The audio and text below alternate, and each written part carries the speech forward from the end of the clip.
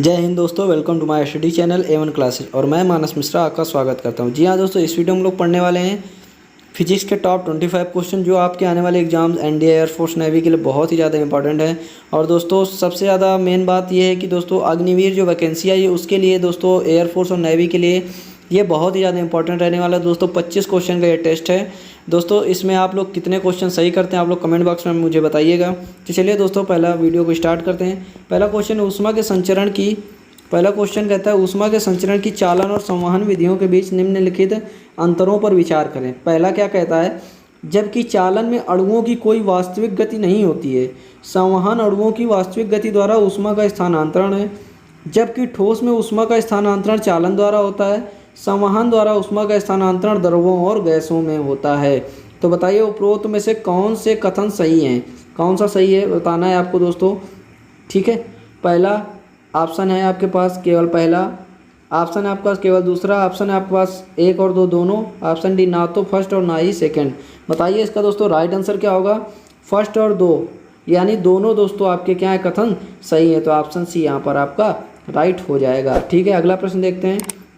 कहता है निम्न प्रकार की छवियों पर विचार करें। पहला है वास्तविक उल्टा और अत्यधिक छोटा प्रतिबिंब, दूसरा है वास्तविक उल्टा और बड़ा प्रतिबिंब, तीसरा है आभासी सीधा और बड़ा प्रतिबिंब, आभासी सीधा और छोटा प्रतिबिंब। उपरोक्त में से कौन उत्तल लेंस द्वारा बनता है। कौन कौन दोस्तों उत्तल लेंस द्वारा बनता है। ठीक है, तो आपको बताना है। ऑप्शन है आपके पास केवल फर्स्ट, सेकंड और थर्ड, ऑप्शन बी है आपके पास केवल फर्स्ट, सेकंड और फोर्थ, ऑप्शन सी है आपके पास केवल 2, थर्ड और फोर्थ, ऑप्शन डी है आपके पास 1, 2, 3 और 4। बताइए तो इसका राइट आंसर क्या होगा दोस्तों। तो इसका राइट आंसर हो जाएगा आपका ऑप्शन बी केवल फर्स्ट, सेकंड और फोर्थ। उत्तल लेंस द्वारा फर्स्ट, सेकंड और फोर्थ ही दोस्तों आपका बनता है, यानी ऑप्शन बी आपका राइट हो जाएगा। ठीक है, अगला प्रश्न देखते हैं। निम्नलिखित में से कौन से कथन सही है। ठीक है, तो अवतल दर्पणों द्वारा निर्मित प्रतिबिंब सदैव वास्तविक प्रतिबिंब होते हैं। दूसरा है समतल दर्पणों द्वारा निर्मित प्रतिबिंब सदैव आभासी प्रतिबिंब होते हैं। तीसरा है अभिसारी लेंस द्वारा आभासी और साथ ही वास्तविक छवियों का उत्पादन कर सकता है। ठीक है, तो इनमें से देखते हैं कि इनमें से कौन सा सही है दोस्तों। आपके पास ऑप्शन दे रखे हैं, केवल फर्स्ट सही है, केवल सेकंड सही है, केवल फर्स्ट और सेकंड सही है, केवल सेकंड और थर्ड सही है। तो इसका राइट आंसर दोस्तों क्या हो जाएगा, केवल सेकंड और थर्ड सही है। सेकंड और थर्ड क्या है दोस्तों, आइए आप लोगों को मैं दिखा देता हूँ। सेकंड और थर्ड क्या कहता है, समतल दर्पणों द्वारा प्रतिबिंब निर्मित प्रतिबिंब सदैव आभासी प्रतिबिंब होते हैं, बिल्कुल सही है। अभिसारी लेंस द्वारा आभासी और साथ ही वास्तविक छवियों का उत्पादन कर सकता है, बिल्कुल सही है। इसी वजह से दोस्तों आपका दूसरा और तीसरा दोनों ऑप्शन सही हैं, यानी कि इसका आपका ऑप्शन राइट हो जाएगा ऑप्शन डी। ठीक है, ऑप्शन डी इसका क्या हो जाएगा, राइट हो जाएगा। अगला प्रश्न है निम्नलिखित में से कौन सा कथन सत्य है। ठीक है, या सही है। नंबर 1 कहता है घर्षण गतिज ऊर्जा को विकिरण ऊर्जा में परिवर्तित करता है।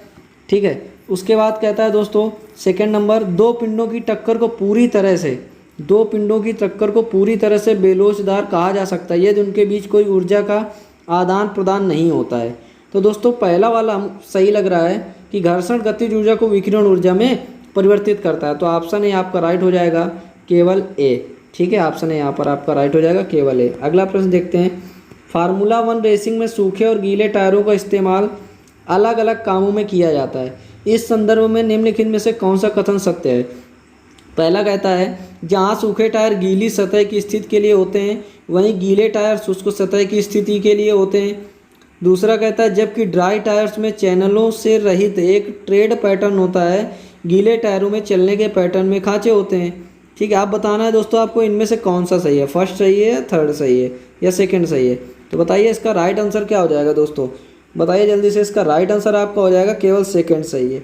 कौन सा, सेकंड वाला दोस्तों आपका सही है, ऑप्शन बी यहाँ पर आपका राइट हो जाएगा। सेकंड वाला क्या कहता है, सेकंड वाला कहता है जबकि ड्राई टायरों में से चैनलों से रहित एक ट्रेड पैटर्न होता है जबकि गीले टायरों में चलने के पैटर्न में खांचे होते हैं, बिल्कुल सही है दोस्तों। आपका ऑप्शन 2 सही हो जाएगा, यानी कि ऑप्शन बी यहाँ पर आपका राइट हो जाएगा। ठीक है, अगला प्रश्न आइए देखते हैं। अगला प्रश्न कहता है निम्नलिखित में से कौन सा यौगिक फोटोक्रोमिक लेंस में सबसे अधिक उपयोग किया जाता है।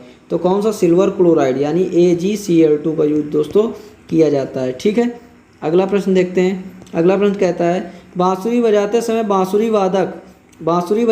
बांसुरी वादक डैश है में परिवर्तन करने के लिए बांसुरी के शरीर के छिद्रों को खोलता और बंद करता है। क्या करता है, पिच, गुंजयमान आवृत्ति या लय, इनमें से दोस्तों आप बताइए कौन सा आपका सही हो जाएगा। ठीक है, तो आपके पास ऑप्शन है फर्स्ट और थर्ड, केवल फर्स्ट और सेकंड, केवल सेकंड और थर्ड। तो ऑप्शन है आपके पास फर्स्ट, सेकंड और थर्ड। दोस्तों आपको तीनों इनकी लय होनी चाहिए, तीनों चीज़ों के विकल्प आपके सही हैं, तो ऑप्शन डी आपका राइट हो जाएगा। गुंजयमान आवृत्ति भी होनी चाहिए, लय भी होना चाहिए और पिच भी होनी चाहिए। ठीक है, अगला प्रश्न है तथाकथित गुलाबी शोर के संबंध में निम्नलिखित में से कौन सा कथन सही है। नंबर 1, यह एक ध्वनि है जिसमें प्रत्येक आवृत्ति के लिए समान ऊर्जा होती है। ठीक है। नंबर 2, इसमें मुख्य रूप से कम आवृत्ति वाली ध्वनियाँ शामिल हैं, दिल की धड़कन गुलाबी शोर पैदा करती है। ठीक है, तो 8वें का आपका कौन सा ऑप्शन सही हो जाएगा, आइए देखते हैं। पहला कह रहा है केवल फर्स्ट, फिर कह रहा है केवल फर्स्ट और सेकंड, फिर कह रहा है केवल सेकंड और थर्ड। तो ऑप्शन सी राइट हो जाएगा, केवल सेकंड और थर्ड। ठीक है, अगला प्रश्न देखते हैं। उद्योगों में और चिकित्सा प्रयोजनों के लिए अल्ट्रासाउंड का व्यापक रूप से उपयोग किया जाता है। निम्नलिखित में से कौन अल्ट्रासाउंड के अनुप्रयोग हैं। नंबर 1, धातु ब्लॉक में दरारें और खामियों का पता लगाएं। Number 2, echocardiography. नंबर 3, गुर्दे की पथरी का उपचार। नंबर 4, विषम आकार की वस्तुओं की सफाई। तो इनमें से दोस्तों आपका कौन सा सही है, आपको कमेंट करना है।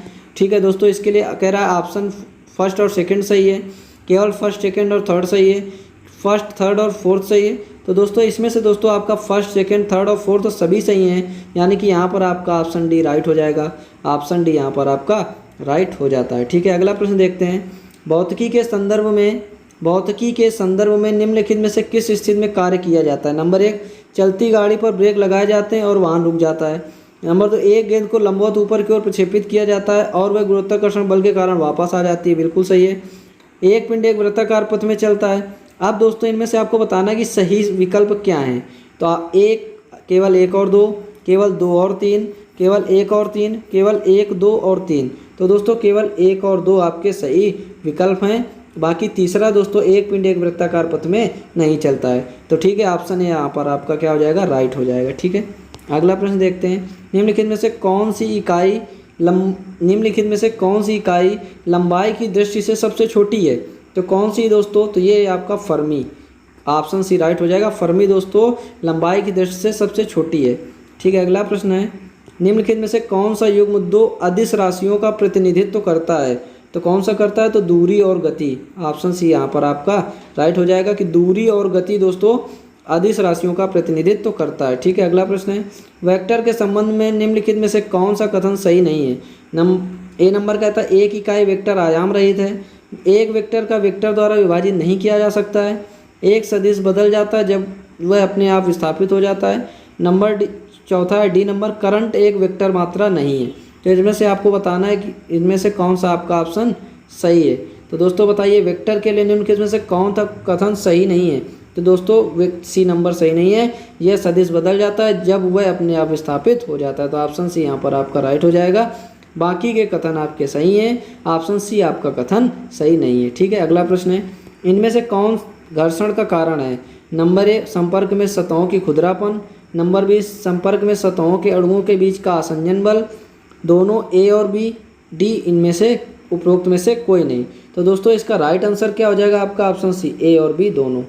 ए और बी दोनों आपका दोस्तों सही है, ऑप्शन सी राइट हो जाएगा। ठीक है, अगला प्रश्न है।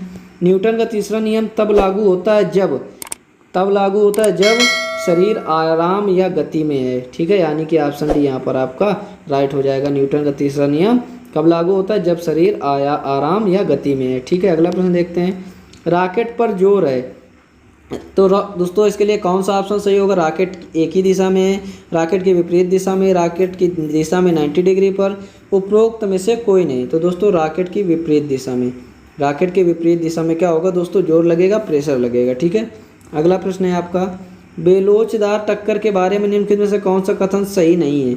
रैखिक गति संरक्षित है, गतिज ऊर्जा संरक्षित है, कुल ऊर्जा संरक्षित है। इसमें शामिल कुछ या सभी बल प्रकृति में गैर रूढ़िवादी हो सकते हैं। तो इसका राइट आंसर क्या हो जाएगा दोस्तों, गतिज ऊर्जा संरक्षित है। ऑप्शन बी यहाँ पर आपका राइट हो जाएगा। ठीक है, अगला प्रश्न है। किसी निकाय की कार्य करने की क्षमता को कहा जाता है। तो क्या कहा जाता है दोस्तों, तो ऊर्जा कहा जाता है। किसी निकाय की कार्य करने की क्षमता को क्या कहते हैं दोस्तों, ऊर्जा कहते हैं। कार्य करने की क्षमता को ही दोस्तों क्या कहते हैं, ऊर्जा कहते हैं। ऑप्शन ए राइट हो जाएगा। अगला प्रश्न है। निम्नलिखित में से किस पर दो वस्तुओं के बीच गुरुत्वाकर्षण बल निर्भर नहीं करता है? तो किस पर नहीं करता है? वस्तुओं के द्रव्यमान के योग पर। यानी कि यहाँ पर ऑप्शन डी यहाँ पर आपका राइट हो जाएगा। ठीक है, अगला प्रश्न है, वजन के बारे में सही कथन का चयन करें। तो दोस्तों 20 नंबर का कौन सा सही हो जाएगा? कहता है वजन के बारे में सही, यह एक अदिश राशि है, इसका मूल्य जी से स्वतंत्र है, यह वसंत संतुलन द्वारा निर्धारित किया जाता है। दोस्तों यही सही है आपका ऑप्शन सी, यह वसंत संतुलन द्वारा निर्धारित किया जाता है। नंबर 21, रॉकेट का जोर है। दोस्तों क्वेश्चन रिपीट हो गया है, तो इसका आंसर होगा रॉकेट के विपरीत दिशा में। ऑप्शन भी यहाँ पर आपका राइट हो जाएगा। ठीक है, अगला प्रश्न है, किए गए कार्य को निम्नलिखित में से किस वेक्टर के डॉट उत्पाद के रूप में परिभाषित किया गया है?